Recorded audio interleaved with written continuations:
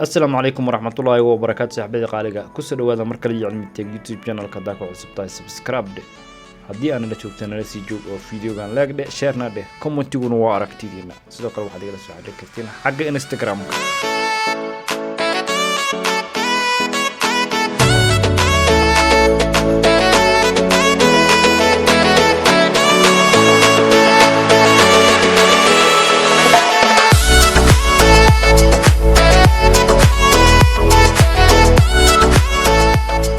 صاحبي قالقة فيديو كمان توقعوا كسبتين سيدا أتكو أوغان لهيت إن لغولا استعماله يهدي لغولا استعماله iCloud كاغا أما Apple ID كادا هدي استعماشيد موبيل آيفون فيديو كان أد إيو كسبتين هاي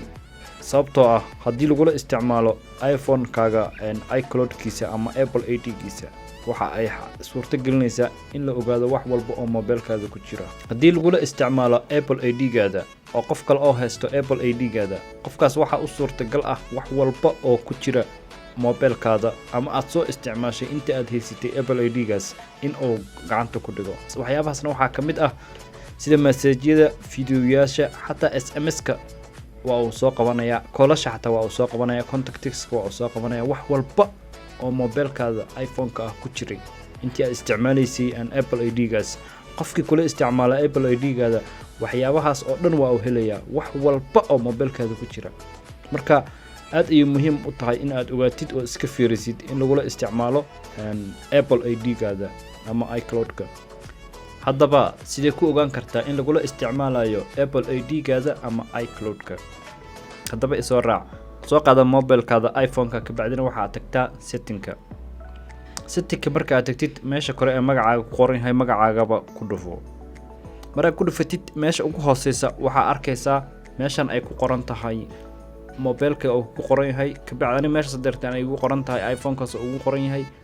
kaas ayaan isticmaalayo oo wax kale ma igu jiraan sidoo kale hadda asaga aad rabin xataa waa ka saari kartaa oo log out ayaad dhigi kartaa laakiin u baahnid inaad ka baxdid sababtoo waa mid kana isticmaalaysid marka haddii ay jiraan markaas mobillo kale ama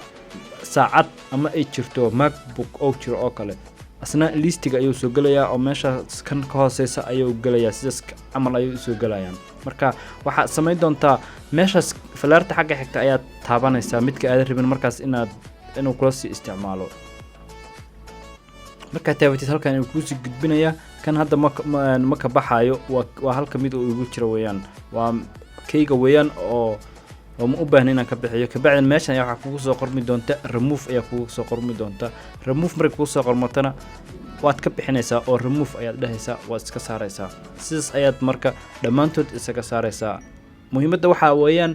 in meeshaas oo hadeertan iPhone-kaas ugu qoran yahay cilmisanis iPhone-kaas meesha ugu qoran tahay waa iPhone-kayga midka isticmaalayo weeyaan marka haddii ay wax kale ka hooseeyaan waad fiirinaysaa waxaad leedahay midkan melihiya iska leh ka bacdina falaarta ayaa taabanaysaa ka bacdina remove ayaad dhahaysaa halkaas ayaad ka saaraysaa saaxiibada qaaliga aad iyo aad ayaan idinkaga mahad celinaya daawashadiina fiidiyogan haddii aad wax un ka faa'iideen la sii wadaaga saaxiibadiina si ayagana wax uga faa'iidaan sidoo kale channelka subscribe-ta ha ka ilaawin oo subscribe dheh haddii aadan awal subscribe-in haddii aad subscribe-ta sii saartana aad iyo aad u mahadsan tahay sidoo kale soo booqo Instagram-kayga waa kana aad iyo aad u mahadsantiin saaxiibada qaaliga intaan ku kulmi doono fiidiyoga xiga waxaan idinkaga tagayaa amaana Allah